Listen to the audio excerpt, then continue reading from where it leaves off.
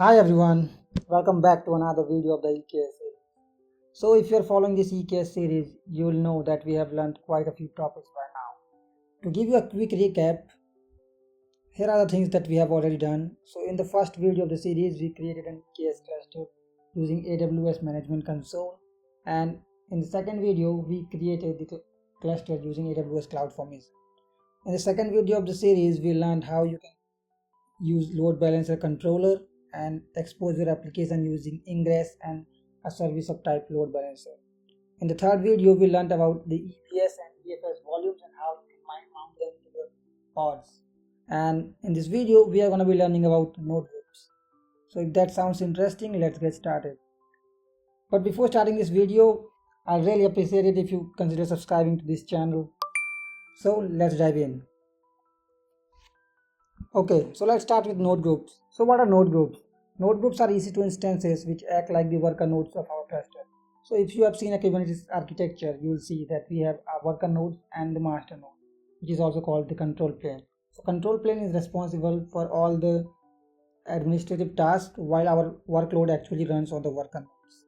So a node group is one or more EC2 instances that are deployed in an EC2 auto scaling group. So in AWS we have this auto scaling group, and then we have our EC2 instances running there, and then our workload, which are the pods, are actually scheduled inside these nodes. Alright, apart from this, we can set the minimum, maximum and desired size of our groups. So let's head over to AWS console and see how we can modify the node groups. So I have already created a Kubernetes cluster for this video, and if you want to know how to create a Kubernetes cluster, I will recommend you to go and watch the first and the second video of the series where I have explained how to create a Kubernetes cluster from AWS Management Console as well as using CloudFormation. So my cluster is already ready, as you can see here. Now what I'll do is I'll just connect to this cluster from my EC2 instance where I've installed the kubectl, Helm and EKS ETL. By the way, this EC2 instances is also a part of the CloudFormation template, so it will automatically spin up when you create the cluster. So I'll just click on connect.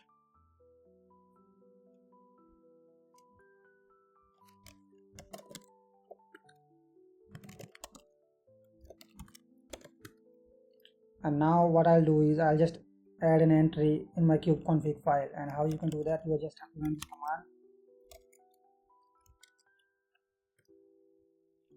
command AWS update kubeconfig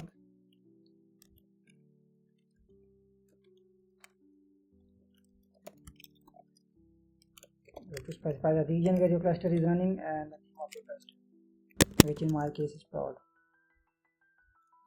Alright, I seem to have gotten an error here.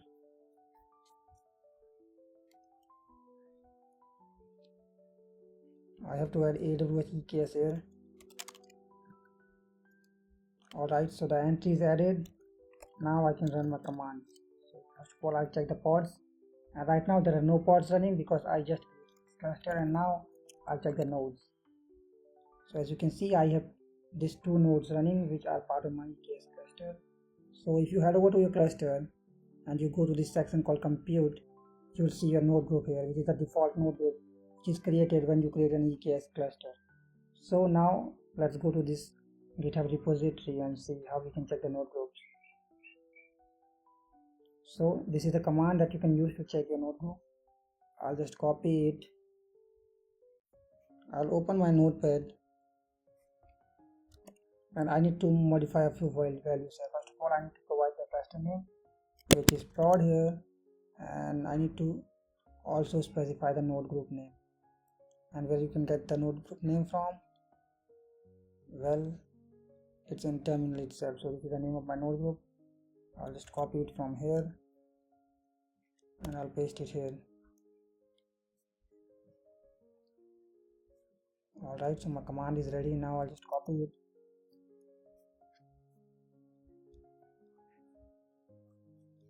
and I will paste it in my terminal. Could not create cluster provide options, AWS region must be set. Okay, so I will set the region as well, which is AP South 1 in my case. And you can see this is my managed node group, and you can see other configurations like the minimum size, maximum size and the desired capacity. Let's see the node placement of our cluster of our nodes. So if you have worked with AWS, you must be aware that we have AZs, which are called availability zones in AWS, and these are just like data centers. So I'll just run this command and it will show you where your nodes are placed. So one of my node is placed in AP South 1A and the other one is placed at AP South 1B for high availability. Okay, now what we'll do is we'll change the size of our node group.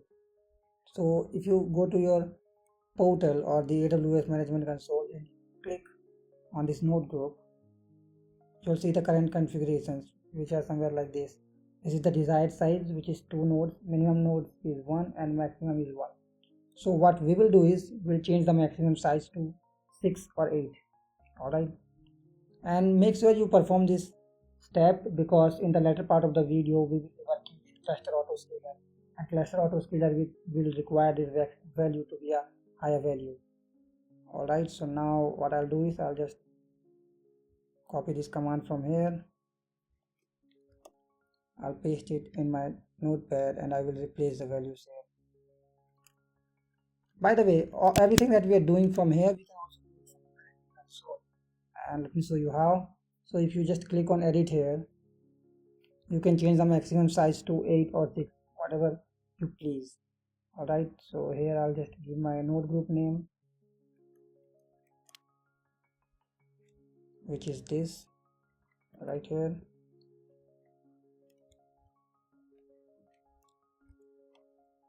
So minimum size is 2, maximum size is 3 and desired. What I'll do is I'll just make maximum size to be 8 and desired size to be 2. I'll copy this and I'll paste it in my terminal. Alright, so it is updated, as you can see. It might take some time for it to be completely visible here. So if you just go to your node group again, and if you just give it a refresh,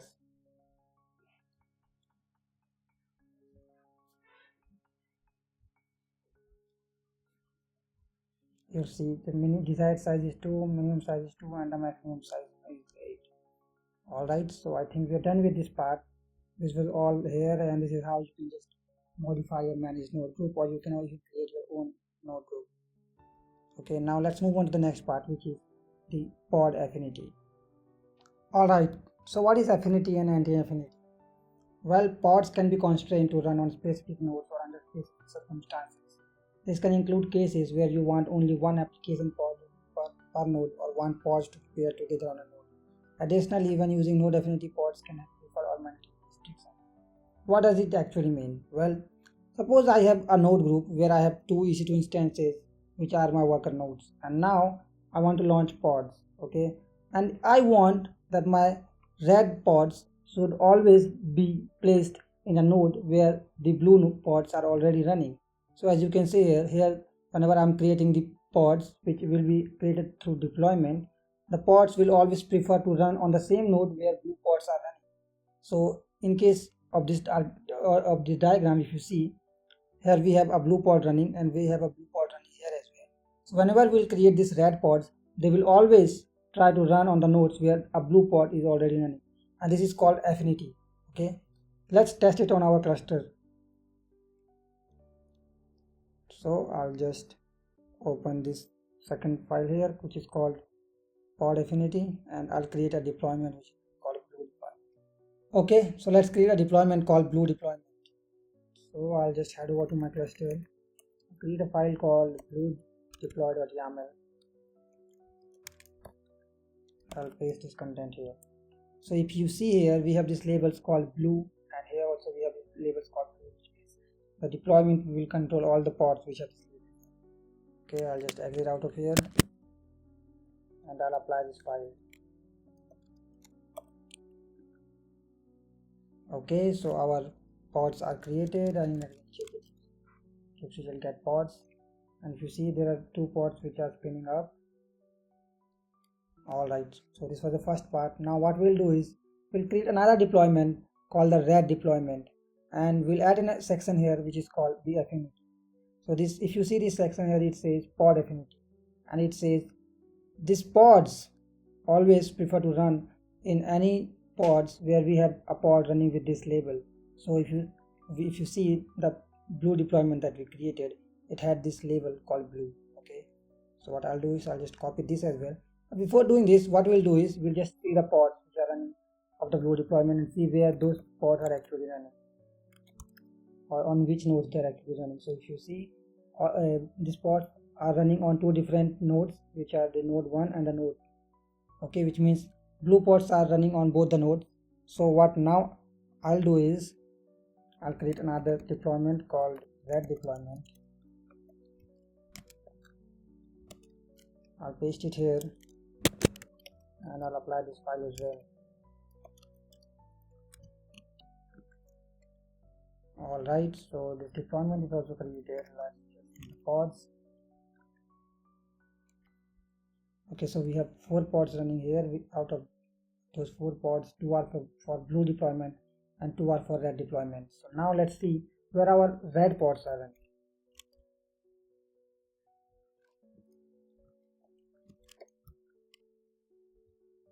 So if you see, our red pods are also running on the same nodes where our blue pods are running, because we added this affinity part. Okay, so this was affinity, and now let's see what is pod anti-affinity. So anti-affinity is just the opposite of affinity. In case of anti-affinity, the pods prefer to run on the nodes where a particular type of pods are not running.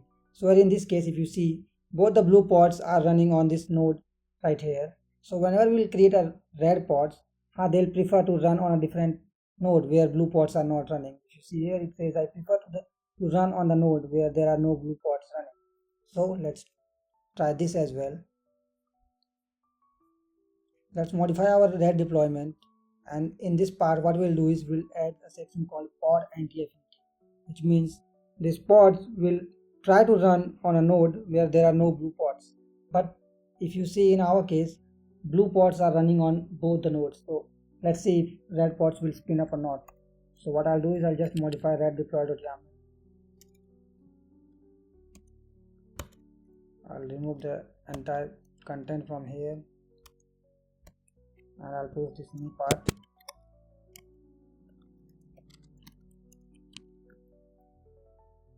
Okay, so red deployment is modified. Let's see.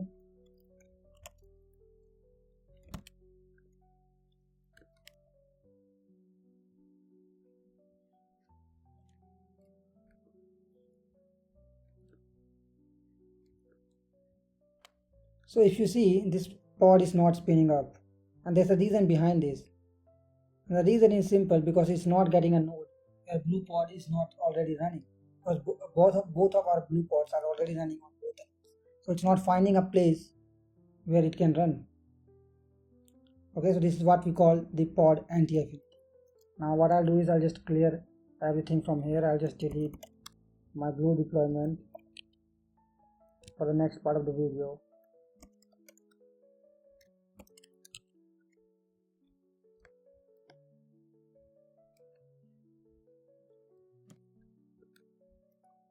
Okay, so both of my deployments are deleted and I won't have any pods. So this was pod affinity and anti-affinity, and now let's see what is the next part. And the next thing that we are going to be learning in this video is called cluster autoscaler. So what is a cluster autoscaler? Well, a cluster autoscaler is a component that automatically adjusts the size of a Kubernetes cluster so that all pods have a place to run without unneeded nodes. Okay, so cluster autoscaler adjusts the size of the node groups to allow new pods to run. So if you are following this video, in the first part of the video, what we did was we modified this node group to have a maximum size of 8 nodes, right? And what cluster autoscaler will do is it will automatically increase the number of nodes whenever there are pods which are unscheduled or don't have a place to run. So I have this diagram from AWS documentation. So this is our node where 2 pods are running, and now suppose we spin up a new pod. Okay, but because there's no place here, because all the compute and everything is already occupied by these 2 pods, what it will do is it will trigger the Kubernetes autoscaler. Okay, Kubernetes autoscaler will increase the size of our node, or it will just spin up a new node, because if you see, we already had one node running. Now it will create another node, and then it will schedule this pod on this new node. So this is what a cluster autoscaler does. So let's test this in our cluster now. So first of all, what we'll do is we'll create a deployment called stress. And why we are creating this deployment, well, you will understand in the later part of the video. So let's just proceed to create this. So this deployment is created, and if you see here, it will have one pod running because we did not specify any pod. So by default, it will create one pod only. So we have this one pod running here. Now what we'll do is we will just install cluster autoscaler in our Kubernetes cluster. And how do we do that? First, we need to create a trust policy.json. So I'll copy this, and we need to make a few modifications here. And the first one is we need to add the ARN of our OIDC provider.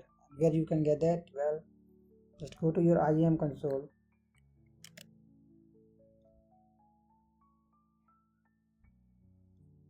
and click on identity providers. So you will have an identity provider created. It is also created as a part of our CloudFormation template that is present in the repository. Just copy this ARN from here and paste it here. Okay, so this part is done. Now what we need to do, we need to modify this OIDC provider. Just copy this OIDC provider from here and paste it here.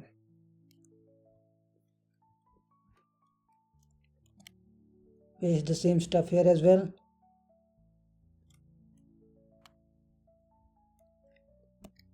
Okay, now we're good to go. So just copy this entire part, and we need to create a file called trustpolicy.json.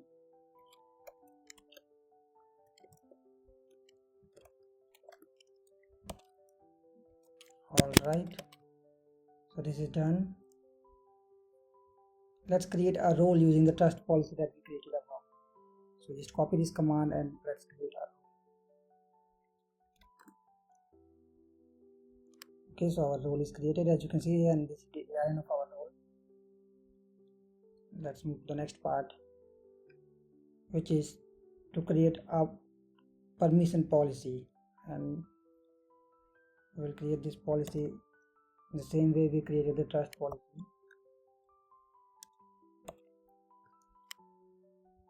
Just copy this permission from here, paste it here. Okay, we're done. Just run this command to create the policy from the file. Okay, so our policy is created. Now what we need to do is we need to attach the policy to the role in this part. Okay, so just copy this and paste it in your terminal. But before that, if you see, we need to modify something here, which is the policy ARN. And what is the policy ARN? Well, it's right here. We will copy it from here as well.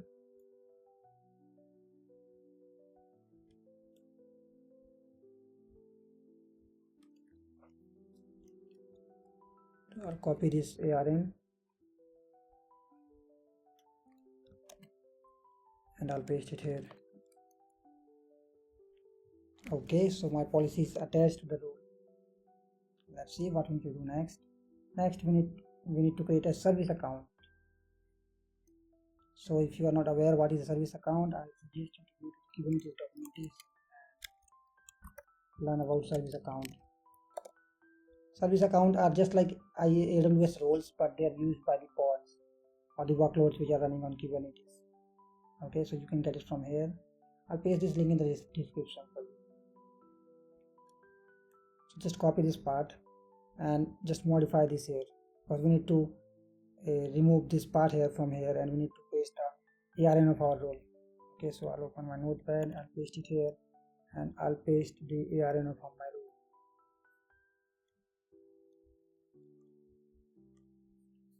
And the role that I created was this. So I'll paste this role.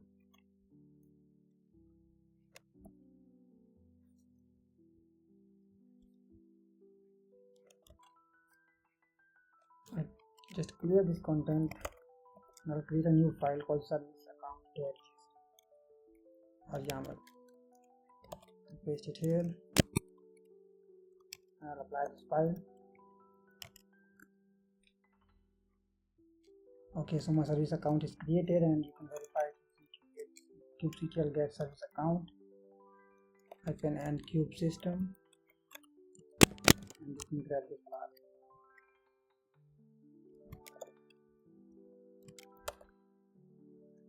So here's the service account that we just created. Okay, let's move to the next part. Now what we need to do is we need to actually install the Helm, the scaler using the Helm chart. So just copy this command and paste it here. Alright, so the Helm is added to our local directory. Now we need to run this command to install the cluster autoscaler. But if you see, there are a few values that we modify. Just copy it and paste it in the notepad and modify the required values. Here I need to paste the name of my cluster, which is going to be prod, and then I need to also change the region. The region in my case is South 1. So I'll just make it AP South 1, and other values look good to me. Alright, so I'll just copy this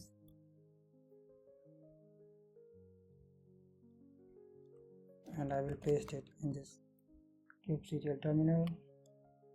So it says it's installed, and how you can verify this? Well, you can just run this command and it will show you whether the pods are running or not. So as you can see, my cluster autoscaler is running. It's not in space. And check it this way as well.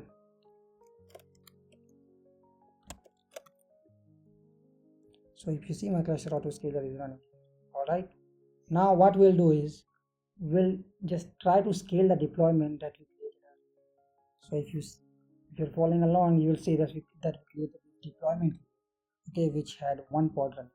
Now what we'll do is we'll just scale this deployment and to have a large number of pods, and so that those pods can't be accommodated in the two nodes, and then cluster autoscaler will spin up new nodes for us.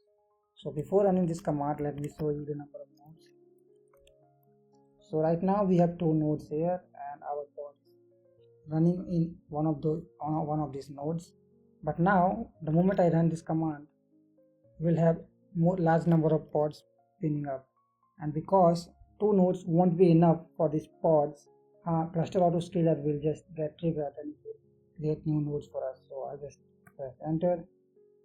Alright, so our deployment is scaled, and now I'll just check the number of pods. So if you see, there are a lot of pods which are pending. And the reason is simple, because there isn't enough space in our cluster for these new pods to run. And now let's just check the logs of our cluster autoscaler.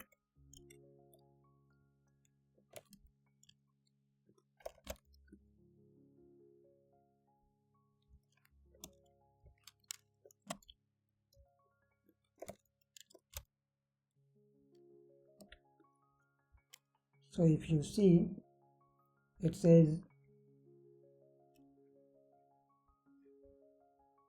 there are 53 logs, and we'll just check the number of nodes now. Okay, there are still 2. Let's see the number of pods. The pods are still pending. It will take some time for new nodes to spin up, so just wait for a few minutes.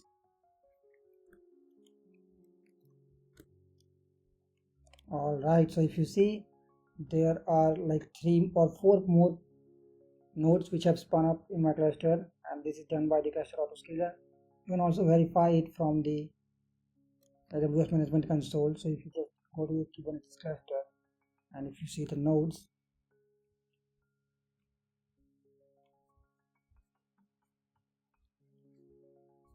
you can see it from the EC2 console as well. So if you just go to EC2, you'll see this, that there are this many nodes which have just spun up. I wish I could just show you the launch time, and launch time is just okay, which means the cluster autoscaler is successfully running, and it is also scaling our autoscaling group, which in turn is scaling our node groups. So let's just run the command now and let's see if our pods have finally started running. Yes, you can see the pods, all of the pods are now in running status, which means there are no unscheduled pods, and this was done by the cluster autoscaler. So that's it in this video, and I hope you learned something from this. And before just wrapping up, I'll suggest you to delete your resource and your cluster. How do you do that?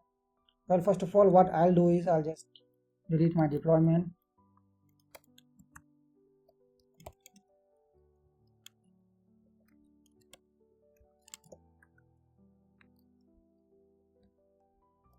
My bad. Okay, so my deployment is deleted. Okay, which means now the cluster's autoscaler will just scale in the number of nodes.